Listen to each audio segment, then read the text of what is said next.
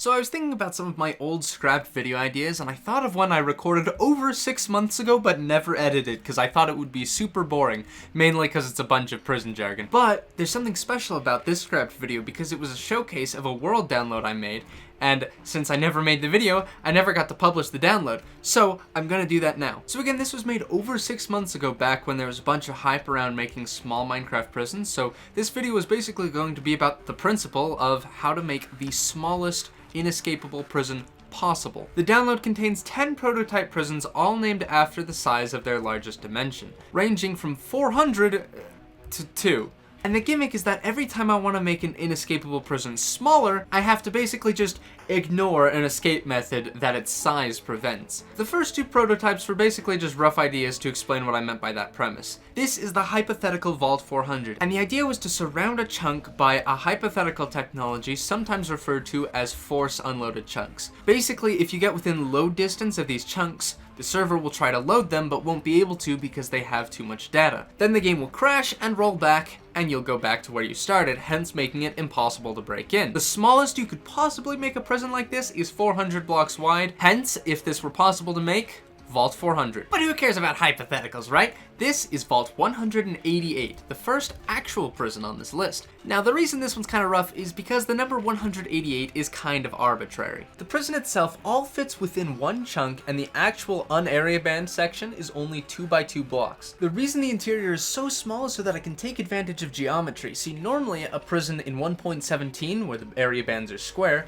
will have 8 sets of area bands in a 9x9 grid. 8 square bands surrounding 1 square in the middle. But to make that smaller and more space efficient, I only used 4. This is because if you arrange squares like this, you get just enough space to put a prison in the middle while still keeping about the same amount of thickness on the walls. But like, the number 188 isn't special. The only reason it's this big is because of these arbitrarily thick wither walls. And as we know now, they aren't even good enough to actually stop withers. And that's kind of a problem with the question. We can't really figure out what the smallest inescapable prison is when there isn't even an inescapable prison in the first place. But I mean, we can kind of cheat a little bit. Why are the walls so thick? It's because of withers, right? So what if we just ignore them? So, what is the smallest wither-ignorant prison possible in Minecraft? Vault 111. And this is what Vault 111 looks like. Okay, technically, to be fair, it's 256 blocks tall. I'll explain that in a moment. Vault 111 uses the same geometric design principle as Vault 188, but more extreme. Because the typical area band machine is 2 blocks wide, the area band kinda covers more of a rectangle than a square, but it's very close to a square. And we can use these rectangles and line them up in such a way that there's a 1 block gap that isn't area band, and that is where the prison is. The entire thing is a 1x1 column. Here's the cell, here's a composter x-ray, here's the prisoner portal, here's the visiting portal, here's the guard room. And all the controls can be accessed in this 1x1 space. It's a pocket prison. But I can tell that you're not satisfied. I mean, this very awkwardly shaped box doesn't really scream small to me, right? Why does it need this really long pillar? And why does it need all this empty space that isn't even being used? I mean, most of the prisons fit in such a compact space. Feels like such a waste. Well, the problem here is chunk abuse exploits, the main one being chunk regen. Imagine for a second that this column isn't here and our mining detector is down at the bottom. Technically, using flying machines, someone could get above the prison right here, and they have plenty of space to build within the chunk that your cell is in. And since they can build in this chunk, they can put high amounts of data in it and theoretically regenerate the chunk. Let me be very clear, that exploit is way more complicated than I'm describing. I'm not explaining how it works, I'm just explaining why we need the column here to prevent that. And the same logic actually applies with the outer bands. Right now, they're 22 blocks away from the outside world. I'll explain why that's important in a moment. But if someone could regenerate this chunk I'm in right here, then the prison would be vulnerable because they could destroy the outer bands and just walk into the cell. But since I've designed Vault 111 to be chunk regen proof, the area band actually extends all the way out to here, so you won't be able to place blocks in this chunk. And if you're about to comment about band inputs, let me remind you this prison was made 6 months ago. Could technically be patched by filling in this whole space, but I think it's a lot funnier with just the pillar. Now you might be thinking, Ken, I don't even know what the heck chunk regen is. Who's actually gonna use this in an escape? Why are you even treating this like it's a serious threat? Well, good point. What do you say we just, pretend it isn't? If we ignore all wither escapes and chunk abuse escapes, the smallest possible prison we can make is Vault 47. And here it is, the first perception box. Now, as many of you probably already know, the idea behind a perception box prison is to say, you know, screw the outside area bans, why not just trigger the inside area ban if someone tries to mine in? Hence this massive wall of observers. But why does it have to be 47 blocks wide? I mean, that's still pretty big. Well, if we go any smaller than 47 blocks, we'll run into our next size constraint, TNT minecarts.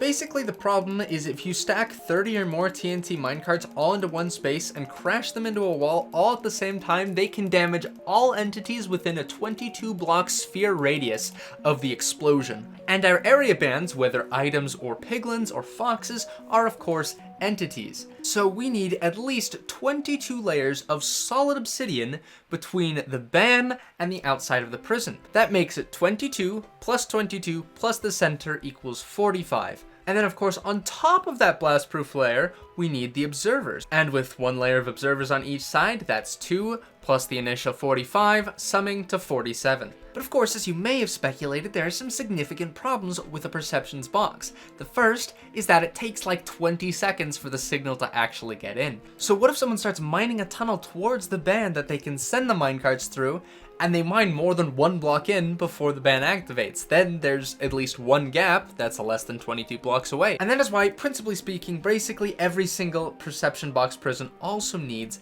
Elder Guardians. So that way you can't mine a single block of obsidian before the ban activates. Unless, of course, you use TPS abuse, to which I say, this was made 6 months ago, I'm sorry. The next problem with Perception's box is that people can get as close as they want to these things as long as they don't break them, which leads to problems like squirrel glitch, which leads to problems like pearl glitching, squilly end exploit, dragon egg abuse, chorus fruit, and more. So I had to chorus proof all the prison by making all the redstone either waterlogged, laying on top of 2 layers of snow, or made out of solid layers of observers, which you can't see in Spectator, but they're there. Anywhere there's more than a 3 block tall room, I had to place squilly prevention like so. So if you try to glitch upwards by respawning with a bed and a boat, you end up in one of these and trigger the area ban via these observers and string. And to dragon egg proof the prison, the only places in the entire prison where there are any air blocks are above a 2 block pit of water, which means if you put a dragon egg in there, it just falls into the water and you can't use it to chorus fruit, or more than 8 blocks deep into the wall, where even if you got a dragon egg there, you can't chorus fruit there. And honestly, this is kind of a super fun engineering challenge, and this might be one of my favorite of the small prisons. If you download the map, you can look closely at some of the things I had to do differently because of my constraints, and it actually kind of helped me learn some new things about Minecraft prisons, even though I never released this. And yes, Electra, these are hammer cannon proof. You're welcome. You're probably starting to see how this video really is just a ton of prison jargon. Confused? I don't care. Let's move on to what matters. 47 isn't small. Change my mind. Most of your friends probably don't even know that TNT minecarts can damage entities from 22 blocks away. So, since we've been ignoring obscure escape methods all day, why don't we just pretend TNT minecarts don't exist? Well, now it gets ridiculous. The smallest possible prison we can make while ignoring all wither escapes, chunk abuse escapes, and TNT minecart range is Vault 19. Now we're starting to get small. Look at this beauty. The first thing I want to note is that the entire exterior has one super long chain of observers that leads from that netherite block all the way to the other side, with yet another hammer cannon prevention outlet. We're now getting to prisons so small that I literally don't have enough space to squilly glitch proof a single Elder Guardian cage, so I split it into 2. That way I don't have to use vines. The problem is that all my entities have to be as close to the center as possible, because if any of the vital entities get destroyed, then the prison doesn't work. But look at this, it's a 1 block tall x-ray station. And look at this, it's like a 2/3 of a block tall guard room, which is completely squilly proof just because of this iron bar. I wish I could explain more about how it works, but frankly, it's pretty boring.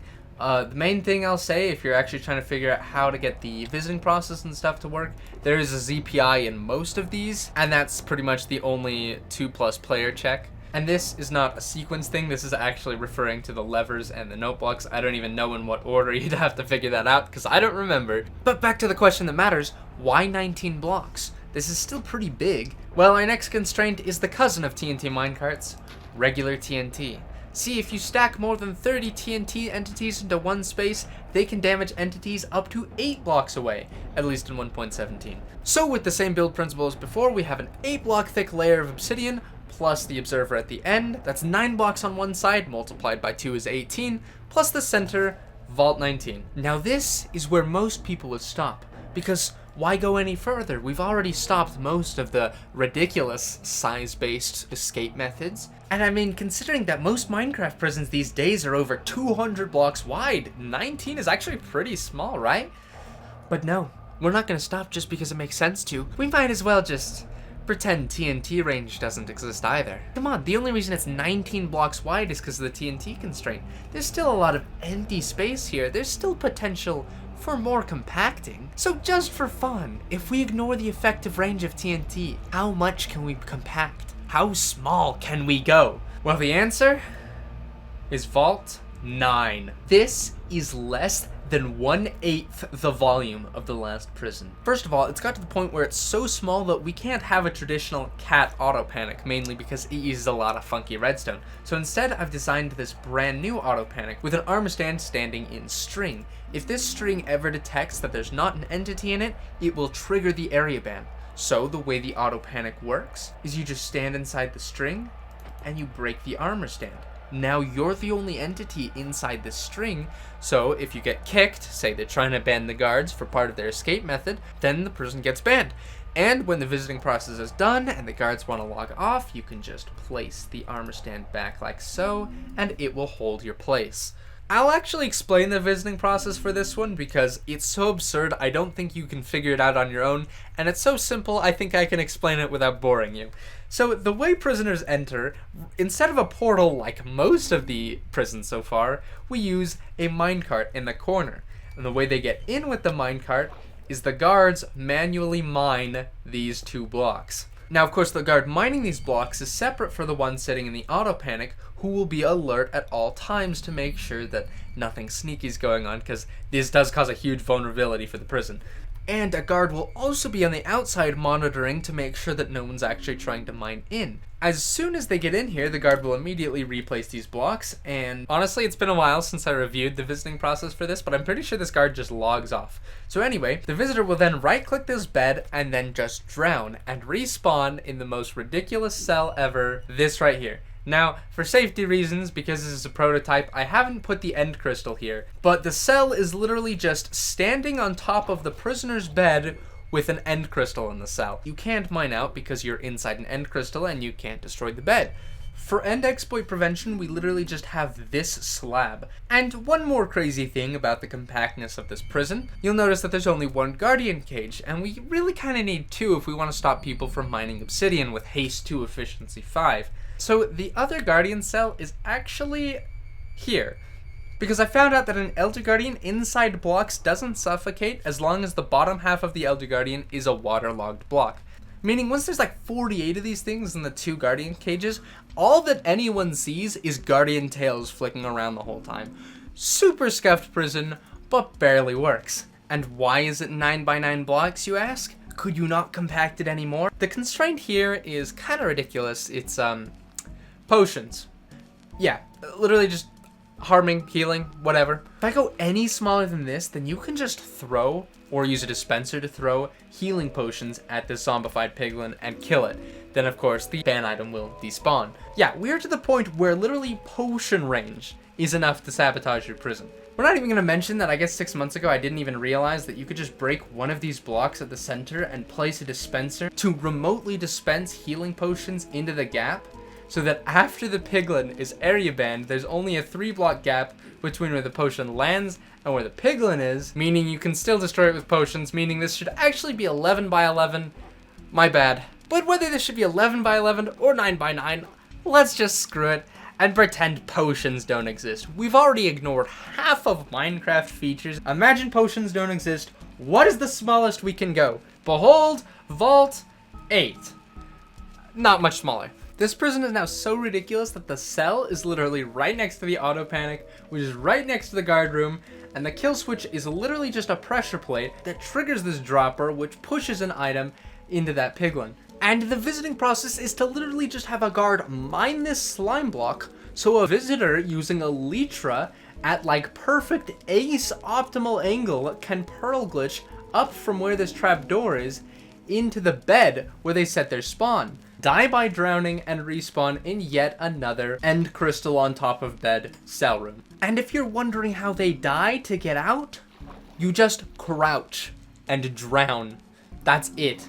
This, to the best of my compacting knowledge, is the smallest you can make a prison that ignores withers, chunk abuse, TNT minecart range, regular TNT range, and all potions and all explosions, and we can still go smaller if we just forget the fact that you can even mine blocks. Behold Vault 7.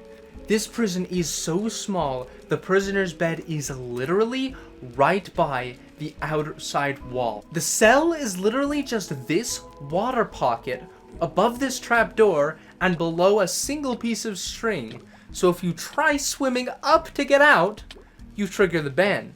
I don't even remember how the majority of the stuff in this prison works. Do you want to know why we can't go smaller than 7? It's because we always have to have this stupid pearl glitch defense, which starts with 1 layer of string, 1 layer of observers detecting it, and 1 layer of waterlogged rails. Then we need to have at least 24 Elder Guardians inside the butted rails, with the second half in this block. Then we always need to have a separate Elder Guardian on the next layer in this waterlogged space, with the top half of them in this block, and then 1 more layer with the observers, which always adds up to a bare minimum of 7 blocks. And even then, this doesn't even work because of TPS lag, which means you cannot go any smaller than a 7x7 prison if you are trying to stop people from mining into your observer walls. What if we just forget escaping from the outside entirely? I mean, screw it. This pearl glitch defense, these Elder Guardians, this complicated visiting process. I mean, who even needs visitors? They're taking up so much space with this awkward bed layout, right? What if we just forget outside escapists entirely, forget every single non-solo escape method? What's just the smallest thing we can put a player in that they can't get out of? Behold, Vault 2, the smallest Minecraft cell. It is a carpet on a composter inside an end crystal. The worst part about this cell is you can completely see the outside world around you, but you can never get to it. This invulnerable end crystal stops you from mining the composter and the carpet on top of you. Meaning as long as you know that no one in the outside world is gonna come rescue you, a 2-block tall prison is enough to keep you contained. But we can go 1 step further. If we're in hardcore, the smallest possible cell is the smallest possible block. This is Vault 0.005, a single candle, which contains 1/170th the volume of a single Minecraft block.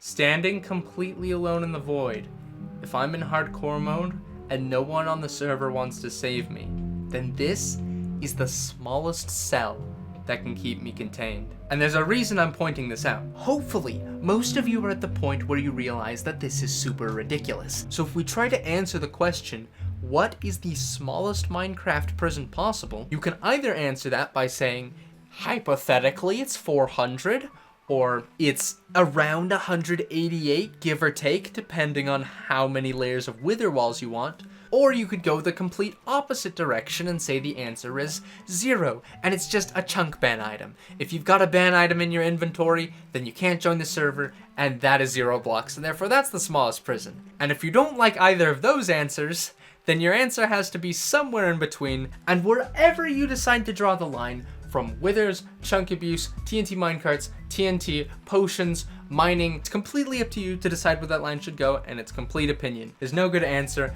This was a very boring video. I'm gonna activate the kill switch now.